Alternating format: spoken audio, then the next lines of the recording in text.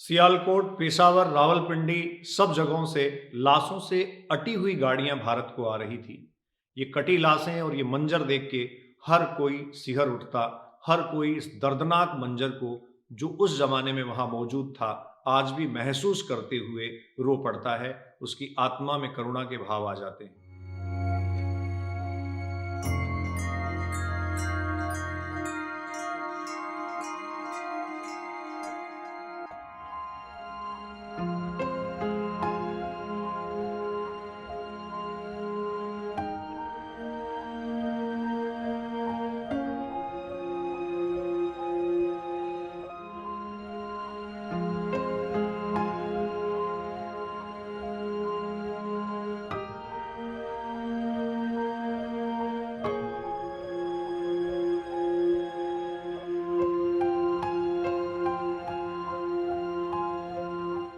रावी नदी के दरिया को पार करते हुए भारी मन और भारी कदमों से जब ये शख्स भारत के अमृतसर में दाखिल हुआ, तो इसने खुद भी कभी नहीं कल्पना की थी, कभी नहीं सोचा था कि एक दिन बहुत बड़े साम्राज्य का मालिक होगा और FMCG sector, fast moving consumer goods sector में सबसे बड़ी तनख्वाह पाने वाले सीईओ के रूप में ये स्थापित होगा।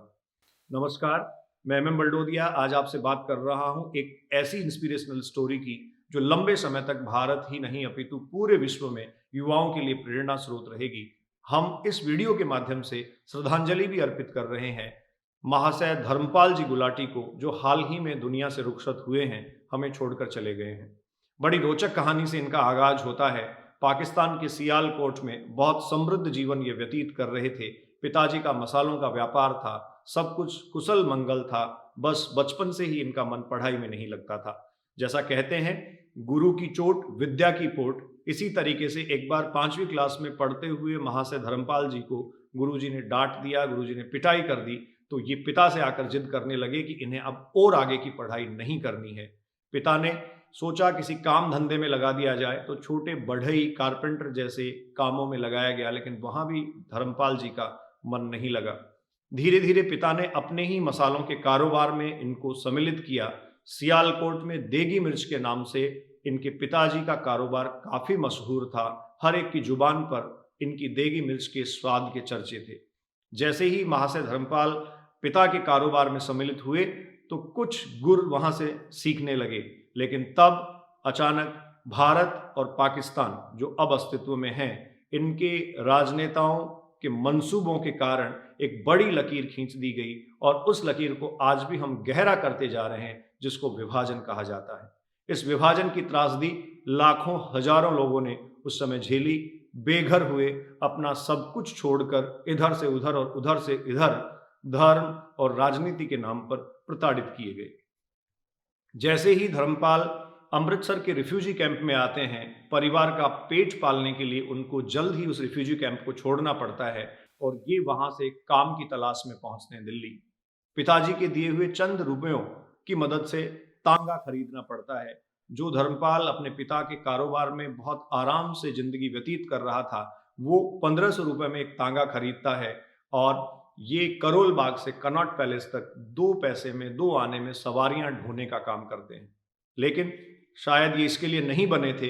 कुछ समय बाद ही इन्होंने उस काम को छोड़कर अपने मसालों के काम को फिर से शुरू किया। इनको याद आया कि मैं एक बड़ी जिंदगी अपने पिताजी के साथ जिन मसालों के कारोबार में जीता था, मेरी वास्तविकता यही है। अपनी वास्तविकता के साथ अपना वजूद फिर से स्थापित करने के लिए सबसे पहले इन्होंने करोल बाग में अपनी मसालों की दुकान स्थापित की। कीर्ति नगर में इसके बाद अपने मसालों के कारोबार में ये जुट गए और उसके बाद आप जानते हैं एमडीएच, जो महाशयांदी हट्टी है, महाशयांदी हट्टी प्राइवेट लिमिटेड के ये संस्थापक और सीईओ रहे, जिनका हाल ही में 3 दिसंबर को देहांत हो गया। महाशयांदी हट्टी के संस्थापक और सीईओ धर्मपाल जी गुलाटी की जीवन यात्रा का वृत्तांत कुछ इस प्रकार है। 1948 में अपनी मसालों की दुकान शुरुआत की। 1953-54 में मसालों का बड़ा एक स्टोर स्थापित किया और 1959 में मसालों को पीसने की अपनी एक फैक्ट्री लगा दी। ये वह शख्स था जो विक्रेता से निर्माता और निर्माता से निर्यातक बना। भारत और दुबई में 18 से अधिक फैक्ट्रियां इनकी हैं। करीब 100 देशों में इनके मसालों का निर्यात होता है। भारत, दुबई और लंदन में इनके ऑफिसेज हैं। स्टार्टअप करने का मन बना रहे और प्रेरणा लेने वाले युवाओं के लिए बहुत अधिक रोचक बात यह है कि धर्मपाल गुलाटी जी 16,000 करोड़ के मसालों के बाजार में एमडीएच को दूसरे स्थान पर स्थापित कर पाए। इनके करीब 60 से ज्यादा प्रोडक्ट्स देश विदेश में बिकते हैं। करीने से सजे अपनी विशिष्ट पोशाक के लिए जाने जाने वाले महाशय धर्मपाल जी गुलाटी सबसे अलग हैं। जीवन के अंतिम समय तक इन्होंने अपनी कंपनी के सीईओ के रूप में काम किया।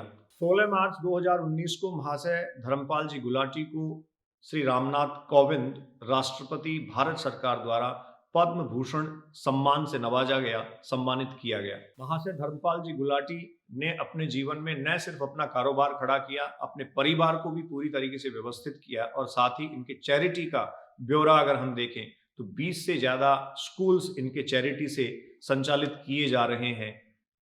आई हॉस्पिटल दिल्ली में एक संचालित किया जा रहा है और साथ ही में जनकपुरी में 300 बेड का एक हॉस्पिटल है जो 5 एकड़ में फैला है, जिसमें MRI, CT scan, heart wing, neuro और आईवीएफ जैसी अत्याधुनिक तकनीकों का भी समावेश कर ये लोगों की सुविधाओं के लिए, जन सुविधाओं के लिए लगातार अपने श्रम से, अपनी आजीविका से एक हिस्सा दान करते हुए लोगों की सेवा में जुटे हुए हैं।